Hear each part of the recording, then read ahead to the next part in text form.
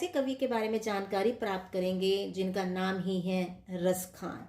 यानी कि रस मतलब आनंद, खान का खान, जो आनंद की खान है, जिनकी भक्ति से संबंधी और श्रृंगार से संबंधी रचनाएं ही हमें आनंद प्रदान करती हैं। इसी कारण ये आनंद की खान है हमारे रसखान। तो रसखान जी का जन्म 1548 में माना जाता है। ठीक है, 1548 में माना जाता है। इनका मूल नाम है सैयद इब्राहिम। इनका मूल नाम क्या है? सैयद इब्राहिम। सैयद इब्राहिम, जैसे कि नाम से स्पष्ट हो रहा है कि ये मुस्लिम है। सैयद इब्राहिम ये मुस्लिम है, लेकिन ये हमें आनंद कैसे प्रदान करते हैं वो हम आगे देखेंगे। सैयद इब्राहिम जो है ये एक संपन्न परिवार से संबंधित है। संपन्न पठान परिवार था, उससे संबंधित है। तो इनका परिवार बहुत अधिक कहेंगे कि हाई प्रोफाइल था, बहुत अच्छा परिवार था। तो इन्होंने किस प्रकार कृष्ण भक्ति में ये तल्लीन हो गए उसकी जानकारी लेंगे। दिल्ली में इनका जन्म हुआ था, मैंने बताया है 1548 में हुआ था। इनका मूल नाम था सैयद इब्राहिम और ये एक संपन्न पठान परिवार से संबंधित थे।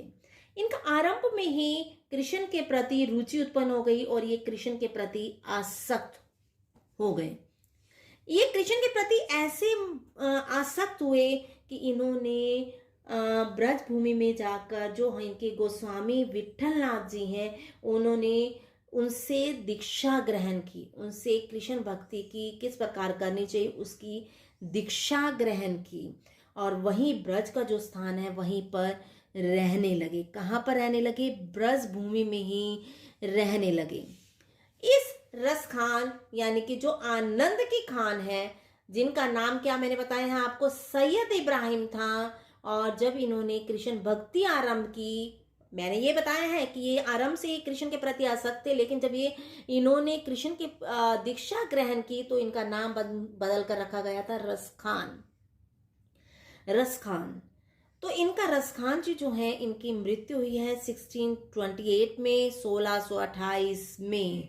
इनका जो लगातार आपको बताया गया है कि ये कहाँ रहने लगे थे, ब्रज भूमि में रहने लगे थे। तो मथुरा में ही महाबल नामक एक स्थान है, महाबन, वहां पर इनकी समाधि भी बनाई गई। जब इनकी मृत्यु हुई उसके पश्चात इनकी समाधि बनाई गई। मथुरा जिले के महाबन में इनकी समाधि बनाई गई। अब आप सोचते होंगे कि इनकी अनेक रचनाएं उपलब्ध हैं, लेकिन ऐसा नहीं है। इनकी 2 रचनाएं सुजान रसखान और प्रेम वाटिका है।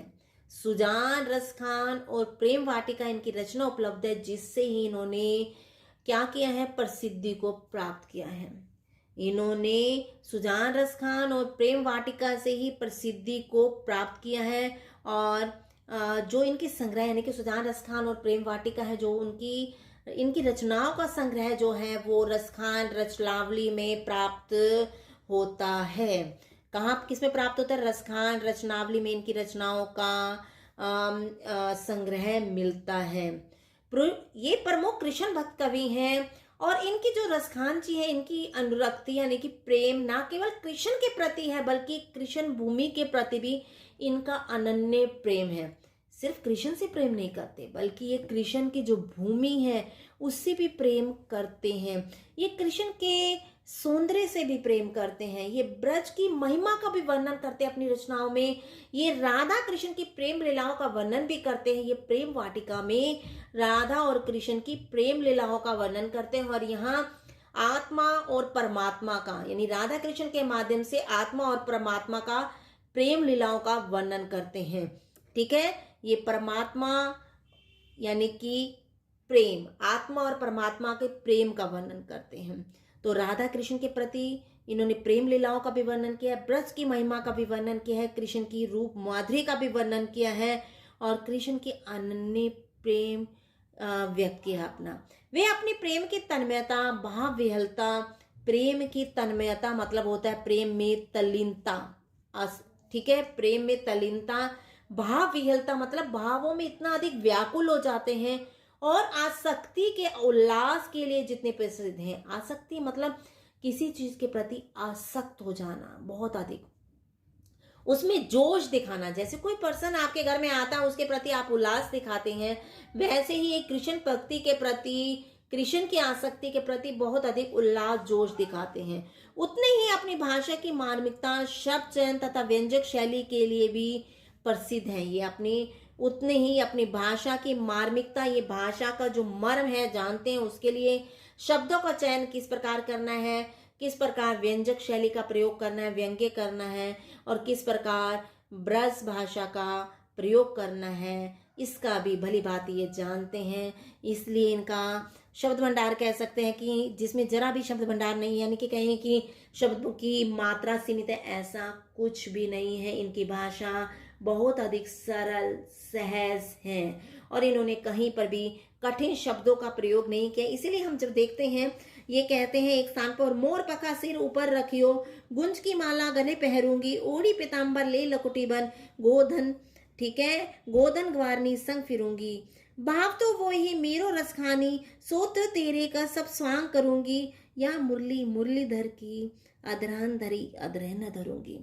तो यहाँ अगर आप सुनते हैं, मोर पंखा सिर ऊपर रखियो, ठीक है, गुंज की माला, ठीक है, गुंज की माला गरे पहरूंगी, अगर आप सुनते हैं तो आपको अर्थ भी स्पष्ट हो जाता। तो यानी कि कह सकते हैं इन्होंने भाषा के सरल सहज मधुर रूप का प्रयोग किया है, कठिन शब्दों का प्रयोग नहीं किया है। इसी कारण हम इनकी जब रचनाएं पढ़ते हैं, इनके सवैये पढ़ते हैं, तो उनको पढ़कर ही आम आनंद विभोर हो जाते हैं। तो रसखान जी हमारे रस की खान, जिसके बारे में आज आपने जानकारी प्राप्त की है, और आपको भली भांति इनसे, इनके जीवन से जो मैंने बताया है, उनसे जानकारी प्राप्त कर ली होगी। धन्यवाद।